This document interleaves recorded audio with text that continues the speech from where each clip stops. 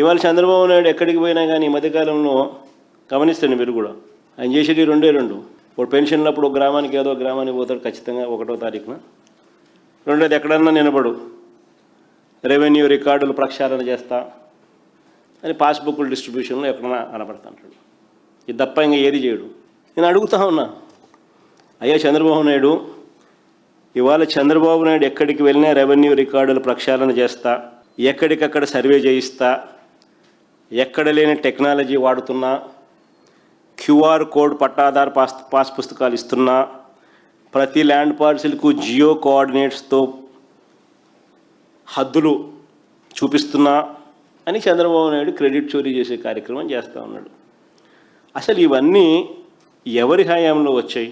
సరే, ఆ వైఎస్ఆర్సీపీ ప్రభుత్వం జగన్మోహన్ రెడ్డికి సరే నాకు క్రెడిట్ ఇవ్వడం చంద్రబాబు నాయుడికి ఇష్టంలా, క్రెడిట్ చోరీ ఎలాగూ చేస్తున్నాడు చేస్తాడు, ఇది నైజం అని అనుకుంటే పోతే పోయింది లేబ్బా.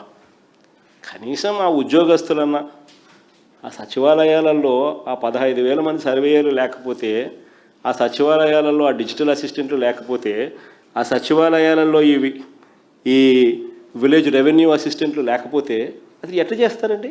ఎట్టవుతుందండి? కనీసం వాళ్ళకు కూడా ఏ రోజు థ్యాంక్ యూ చెప్పాల. థ్యాంక్ యూ చెప్పకపోగా వాళ్ళ మీద హెరాస్మెంట్. సచివాలయ ఉద్యోగులు దాదాపుగా 50-60 మంది చచ్చిపోయినారు, ఆత్మహత్యలు చేసుకున్నారు. కనీసం సానుభూతి లేదు వాళ్ళ మీద. సర్వేయర్లనైతే సస్పెన్షను, హెరాస్మెంటు. ఒక థ్యాంక్ యూ చెప్పాల్సిన చోట, ఒక థ్యాంక్ యూ చెప్పి చిక్కటి చిరునవ్వుతో వాళ్ళతో పనులు చేయించుకోవాల్సిన చోట చిక్కటి చిరునవ్వు లేదు, థ్యాంక్ యూ లేదు, హెరాస్మెంటు, ఆత్మహత్యలు.